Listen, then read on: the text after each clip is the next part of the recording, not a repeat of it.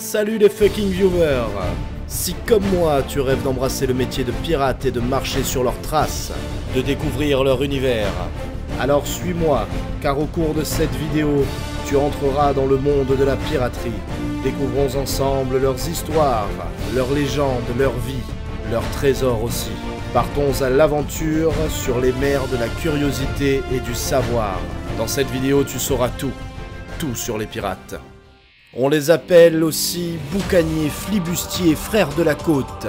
Un crochet en guise de main, une jambe de bois, un bandeau sur l'œil et un vieux refrain repris en chœur par des voix tonitruantes. Les voilà qui viennent hanter nos rêves tels des fantômes, ces personnages légendaires, connus et admirés de tous. Figures romantiques de l'histoire, les pirates ont inspiré quantité de récits et de films. Pourtant, c'étaient des hommes et des femmes cruels, avides et sanguinaires, qui vivaient et mouraient l'épée à la main, et qui passaient l'essentiel de leur courte existence à délester les autres de leurs biens. Entrons dans le vif du sujet avec un petit peu d'histoire. Parlons des premiers pirates.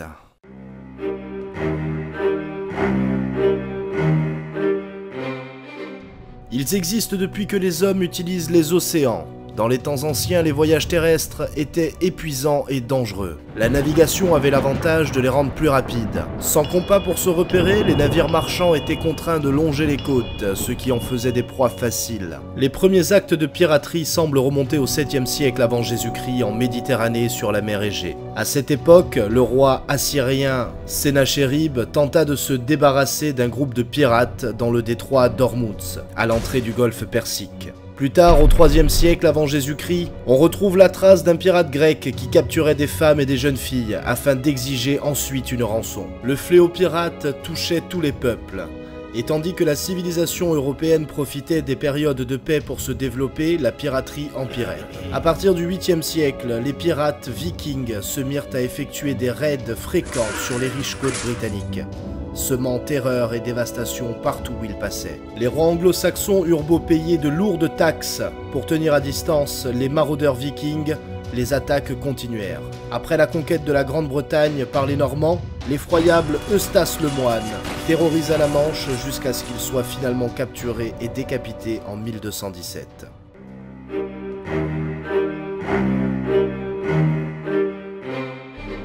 Avec l'ouverture des voies navigables et la découverte des Amériques dans la seconde moitié du XVe siècle, l'Europe s'enrichit considérablement. Les navires espagnols et portugais rapportant l'or du Nouveau Monde représentaient une énorme tentation pour ceux qui sillonnaient les océans. Aux pirates en tout genre, infestant les eaux d'Europe et de Méditerranée, vinrent s'ajouter des corsaires, tels Sir John Hawkins et Sir Francis Drake, qui étaient autorisés à piller des vaisseaux ennemis par une lettre de marque de leur souverain, encourageant ainsi une forme de piraterie légalisée. À cette époque, le théâtre essentiel de l'activité se déplaça de l'Europe vers les Caraïbes, en raison de la richesse générée par les plantations. Les pirates devinrent une telle menace que les autorités du monde entier décidèrent d'y mettre un terme définitif.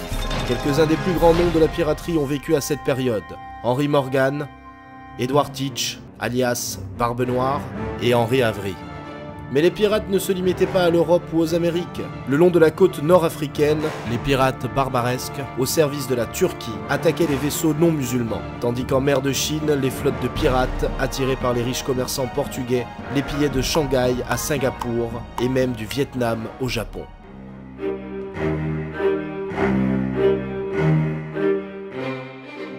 Il y a tout d'abord la barque, un 3-mâts de petite taille, rapide, mais de conception plus imposante que le sloop. Il pouvait accueillir 90 hommes et 12 canons. Le sloop, justement, lui était un bateau à 3 mâts aussi, pouvant transporter 75 hommes et 14 canons. Il y avait aussi le Brigantin, c'est l'un des plus gros navires utilisés par les pirates. Il pouvait embarquer jusqu'à une centaine d'hommes et 12 canons. Il y avait la Jonque, le bâtiment favori des pirates asiatiques, lui pouvant embarquer jusqu'à 15 canons et des centaines d'hommes. La Caravelle, navire marchand à 2 ou 3 mâts, relativement large, peu armé, mais se déplaçait très facilement. Le schooner, très proche du sloop, appelé aussi en français la goélette. Il était rapide et très populaire au large des côtes américaines. Il pouvait embarquer jusqu'à 75 hommes et 8 canons. La frégate, un des plus gros vaisseaux sillonnant les Caraïbes, de 22 à 28 canons et pouvant avoir à son bord 195 hommes. Et pour finir, le 3-mâts carré, un 3-mâts énorme. Il pouvait emporter jusqu'à 150 hommes et une quinzaine de canons. Poursuivons tout de même sur les drapeaux. Je vais vous faire découvrir les plus importants, ceux qui ont marqué l'histoire. Il y a d'abord Edward Teach, le drapeau de Barbe Noire. Jack Rackham, alias Calico Jack. Bartholomew Roberts, alias Black Bart. Lui en possédait 2. Sir Thomas Dew, le drapeau d'Edward Lowe. Et pour finir, le drapeau de Henry Avery.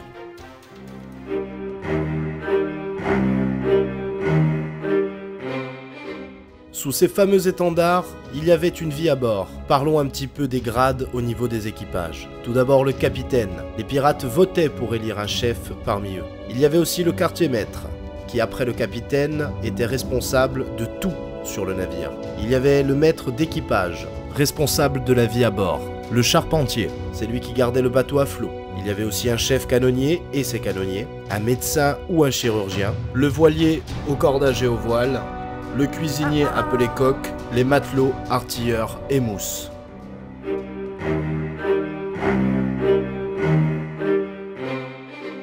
Si vous avez déjà vu Pirates des Caraïbes, vous avez dû entendre souvent ce terme. Le code, établi par Morgan et Bartholomew.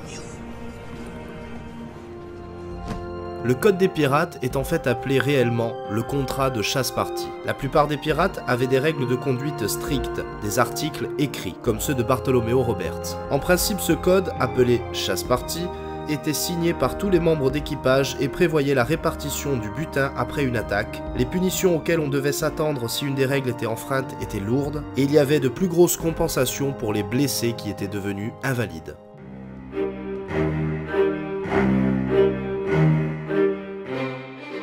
Entre puissance et furtivité, chaque pirate avait son propre style et ses propres armes.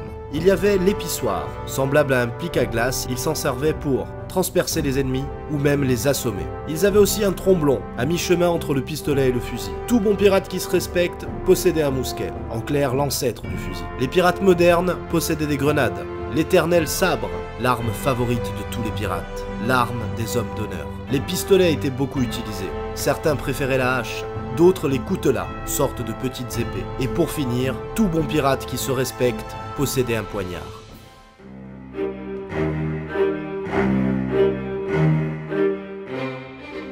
Anne Bonny fut l'une des rares femmes pirates. Elle combattait seins nus et gardait toujours l'avantage grâce à cet effet de surprise.